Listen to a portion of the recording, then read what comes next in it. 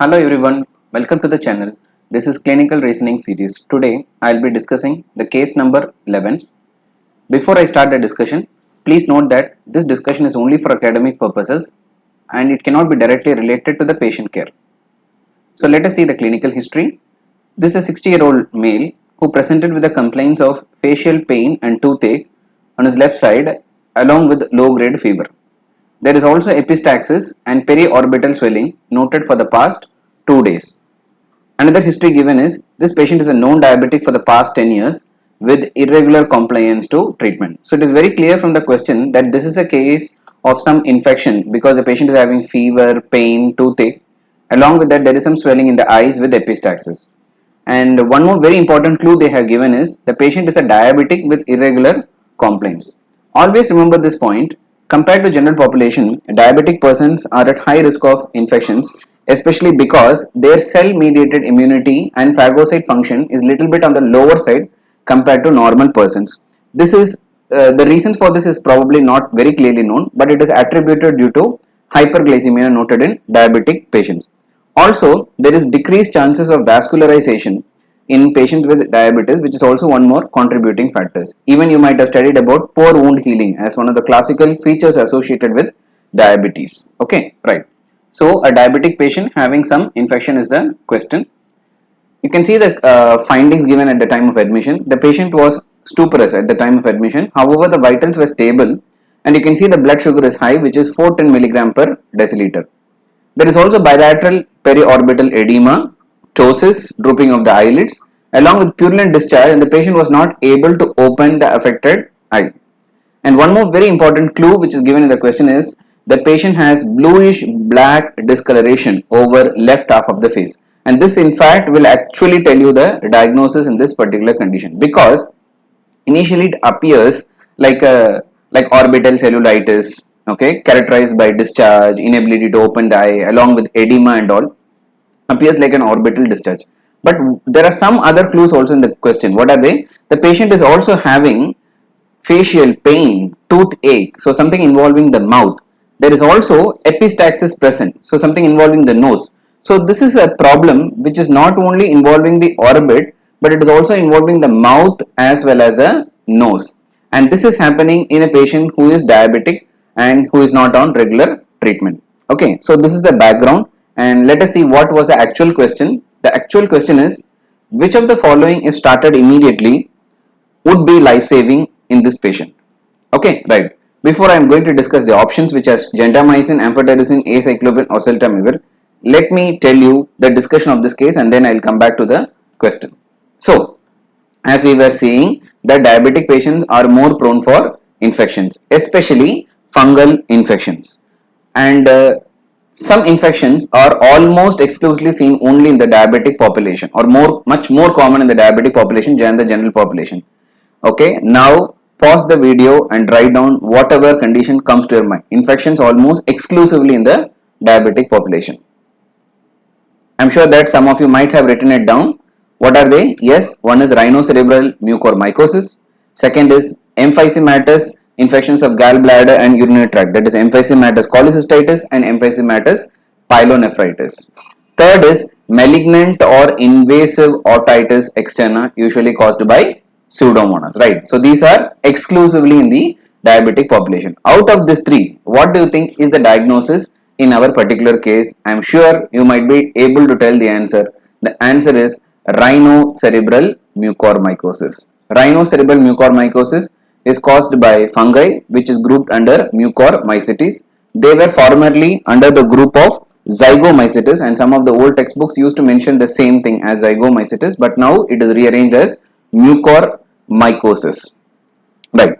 Now, in addition to diabetic patients, this infection is also common in patients with defective phagocyte function, like for example those with immunodeficiencies or with excess steroid intake. Also, it is seen in patients who have elevated levels of free iron, like for example hemochromatosis, or patients with thalassemia who are receiving extensive blood transfusion. Okay, there it is more common.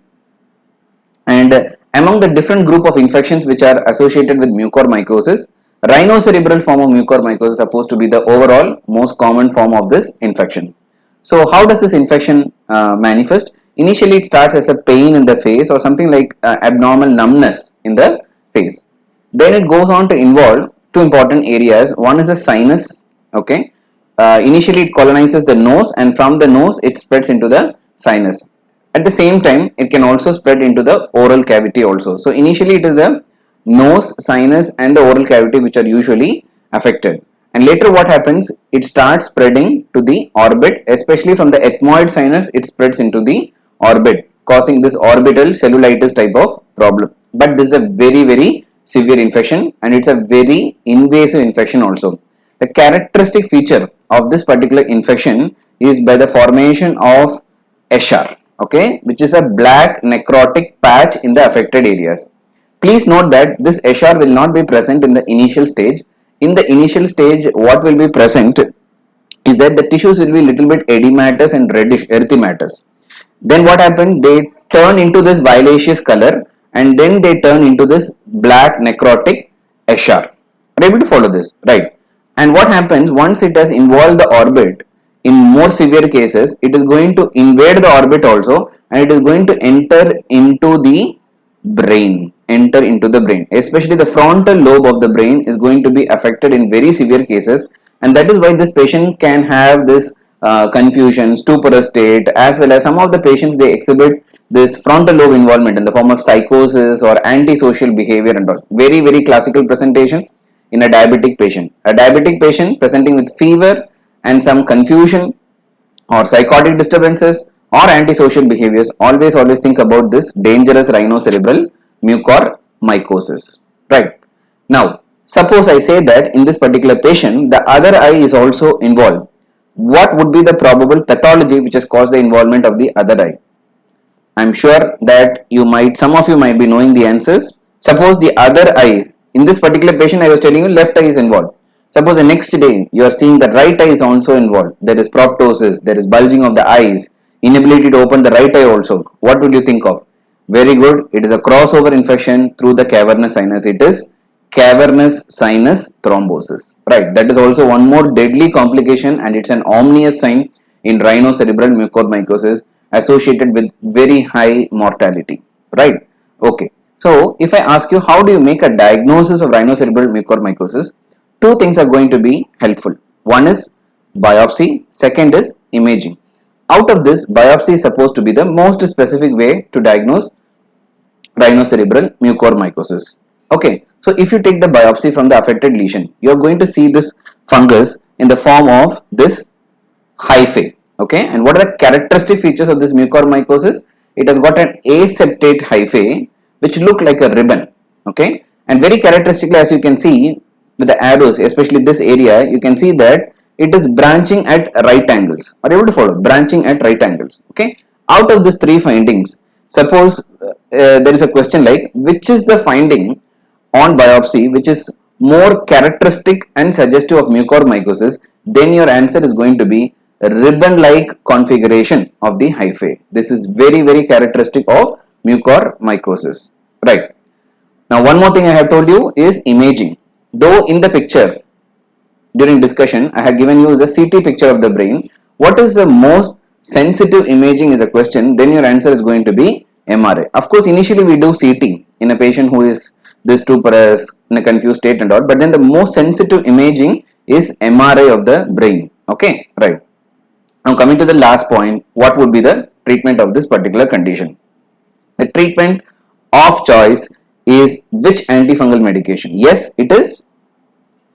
Yes, amphotericin B. Very good. It is amphotericin B, and supposedly liposomal amphotericin B is supposed to be the drug of choice in this particular scenario. Okay, generally remember lipid complexes of amphotericin B are more effective compared to the conventional formulations because they are less nephrotoxic. It's a pharmacology question.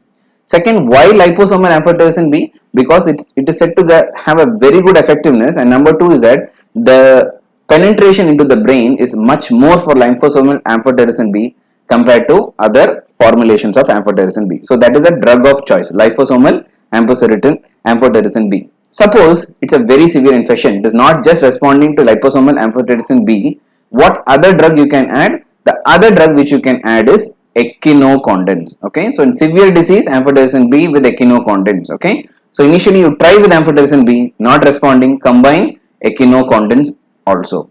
So coming back to the question, which of the following, if started immediately, would be life-saving in this patient? This patient's diagnosis is rhinocerebral mucormycosis, and amphotericin B is going to be the drug of choice in this particular patient.